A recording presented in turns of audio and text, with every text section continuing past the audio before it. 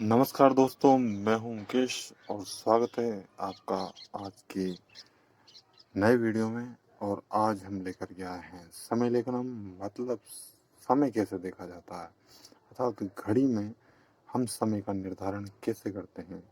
हमें हिंदी में तो समय निर्धारण करना सभी को आता ही है। आज जानेंगे कि संस्कृत में समय कैसे देखा जाता है, जो एक जीवन का अहम हिस्सा है समय देखना। तो बात करते हैं और शुरू करते हैं आज का अपना वीडियो, जिसके लिए ज़रूरी है कि हमें सबसे पहले जो इमेज में घड़ी दिखाई दे रही है, तो इसमें जो समय देखने के लिए सबसे बड़ी बात होती है कि हमें ये जो डिजिट दे रखे हैं, जो अंक दे रखे हैं, इनको संस्कृत में कन्वर्ट करना आना चाहिए। जैसे यहाँ पे 12 से लेकर के 1 2 3 4 5 6 7 8 9 10 11 12 जो अंक दे रखे हैं, ये इनका संस्कृत में अपन को आना चाहिए कि 1 को क्या बोलते हैं, 3 को क्या बोलते हैं। इसके लिए ज़रूरी है कि ये अंक हम समझें और इनको जानें। मित्रों, 1 को संस्कृत में 1, 2 को द्वि, 3 को त्रि, 4 को चतुर, 5 को पंच, 6 को षड, 7 को सप्त, 8 को अष्ट, 9 को नव, 10 को दश, 11 को एकादश और 12 को द्वादश कहा जाता है। जब अपन फिक्स टाइम बताते हैं तो जैसे 1 का मतलब 1 होता है, 2 का मतलब द्वि होता है और इनके पीछे वादनम जोड़ा जाता है, वादनम, जो कि एक महत्वपूर्ण चीज़ है। जिससे 1 बजे को अपन 1 से तो 1 हो जाएगा, लेकिन बजे को क्या बोलेंगे, वादनम। तो इनके पीछे वादनम जोड़ा जाता है, जो कि बहुत ही इम्पोर्टेंट है संस्कृत के फिक्स टाइम को दिखाने के लिए। जैसे 1 बजे को एकवादनम, 2 बजे को द्विवादनम, 3 बजे को त्रिवादनम, 4 बजे को चतुर्वादनम, 5 बजे को पंचवादनम, 6 बजे को षडवादनम, 7 बजे को सप्तवादनम, 8 बजे को अष्टवादनम, 9 बजे को नववादनम, 10 बजे को दसवादनम, 11 बजे को एकादश वादनम और 12 बजे को द्वादश वादनम। नई इमेज को देख करके आप समय प्रेक्षण की जांच करें और इसके लिए आप 1-2 सेकंड वीडियो को पॉज भी कर सकते हैं और अंदाज़ा लगाइए क्या में क्या होना चाहिए। दोस्तों, मुझे उम्मीद है कि आपको फिक्स टाइम देखना आ गया होगा और इसमें जो मुख्य बात ये है कि जो पहली कंडीशन आपकी क्लियर हो गई है। और अब हम बात करते हैं सेकंड कंडीशन के ऊपर और चलते हैं इससे आगे। दोस्तों, अगली कंडीशन में आप देख रहे हैं 1:15, 2:15, 3:15, 4:15 आदि कुल मिला के प्लस 15 मिनट की वाली कंडीशन है। इस कंडीशन में अपन को कुछ नहीं करना है और जो मेन जो फिक्स टाइम है उसके पहले इस 15 मिनट के लिए कुछ ऐड करना पड़ेगा और उस कंडीशन में लिखना पड़ेगा सपाद और कुछ नहीं। अगली इमेज देख करके आप समझ जाएंगे कि अरे ये कंडीशन तो और सिंपल है, अर्थात अपन को कुछ भी लिखना नहीं पड़ा, फिक्स टाइम के पहले सपाद लिख कर ही ये कंडीशन सोलो है। अगली कंडीशन में आपको दिख रहा है कि 1:15 को सपाद एक वादनम, 2:15 को सपाद द्विवादनम, 3:15 को सपाद त्रिवादनम, ऐसे ही 5:15 को सपाद पंचवादनम। तो कुल मिला के ये कंडीशन बनती है कि अगर 15 मिनट अधिक है तो जो फिक्स टाइम है उसके पहले सपाद लिखना पड़ेगा और सारी क्रियाएं वैसी ही होंगी और उसमें एक्स्ट्रा कुछ करने की आवश्यकता नहीं है। और यहाँ पे शब्द थोड़ा बड़ा हो गया है और कुछ नहीं। चलिए, दी गई इमेज से कुछ प्रैक्टिस कर लीजिए। जैसे 9:15 है तो सपाद नववादनम, 10:15 है तो सपाद दसवादनम, 12:15 है तो सपाद द्वादश वादनम। अर्थात यहाँ तक कंडीशन आपको क्लियर समझ में आ गई होगी कि इस कंडीशन में हम क्या अप्लाई करेंगे।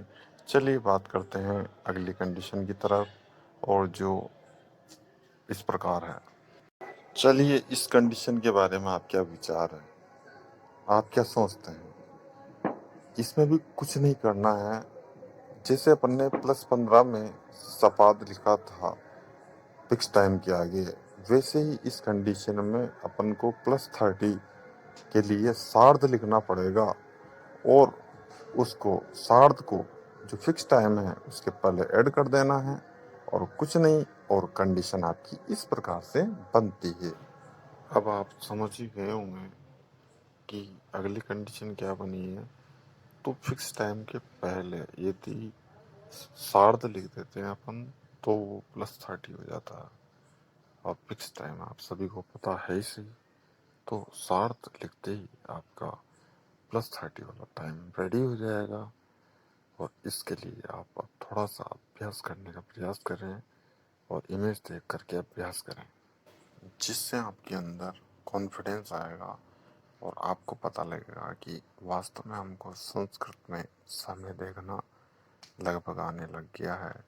अब बात करते हैं अपन अगली कंडीशन की, जो फाइनल कंडीशन है उसकी बात करते हैं।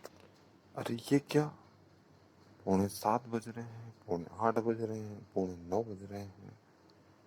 तो संस्कृत भाषा में पौने का मतलब पादोन होता है, अर्थात जो बजने वाले हैं वो आपको याद है सही। जैसे 7:45 बज रहे हैं तो पादोन सप्तवादनम, पादोन अष्टवादनम। तो इस प्रकार से पादोन त्रिवादनम, पादोन चतुर्वादनम, पादोन पंचवादनम, पादोन 10 वादनम, पादोन 11 वादनम, पादोन 12 वादनम। तो इस प्रकार से हमारा नया सेटअप बन के तैयार होता है। अब आप प्रैक्टिस कीजिए। अब आपको विश्वास हो गया होगा कि हम समय का निर्धारण कैसे कर सकते हैं। अब अपन इस स्टेप की कुछ प्रैक्टिस करते हैं और अंतिम रिजल्ट तक पहुंचते हैं। अब इमेज देख करके ये डिसाइड करें कि क्या समय हो रहा है, उसको देखने का प्रयास करें संस्कृत में। और जो घड़ी बिना सुई वाली है उनमें भी सुइयां सही एडजस्ट करने का प्रयास करें, नीचे टाइमिंग हुआ है, और संस्कृत में जानने का प्रयास करें। तो आपकी प्रैक्टिस और अच्छी हो जाएगी। और सबसे लास्ट घड़ी में पहुंचते हैं हम इस प्रकार से। दोस्तों हम आप पहुंचे हैं सबसे लास्ट स्टेप में, जो बहुत ही अंडरस्टैंडिंग वाली स्टेप है, कला और निमेष। मतलब कला और निमेष का मतलब होता है मिनट। अगर बाय द वे जो फिक्स टाइम है उससे ऊपर यदि मिनट्स होते हैं तो उन मिनट्स को किस प्रकार से निरूपित करते हैं ये समझना है।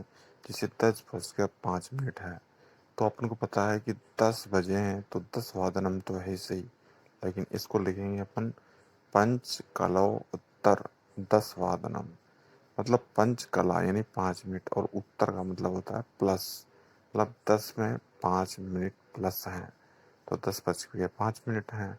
जैसे 7:10 हैं तो 10 कलोत्तर सप्तवादनम। ऐसे ही 3:05 हैं तो पंच निमेषोत्तर त्रिवादनम। और ऐसे ही 9:10 हैं तो 10 निमेषोत्तर 9 वादनम। दोस्तों हम कहीं भी कला शब्द का प्रयोग कर सकते हैं, हम कहीं भी निमेष शब्द का प्रयोग कर सकते हैं, ये ज़रूरी नहीं है, ये आपके विवेक पर आधारित है। इसलिए मुझे उम्मीद है कि अब आपको जो समय ज्ञान है उसका निर्धारण करना आ गया होगा। लेकिन दोस्तों एक बात याद रखनी है, यदि घड़ी बता कर के डायरेक्ट टाइमिंग पूछनी हो तो अपन को वादनम करना है, और वाक्य में यदि प्रयोग करवाएं तो वहाँ वादनम की जगह वादने, जो सप्तमी विभक्ति में होता है, उसका प्रयोग करना है।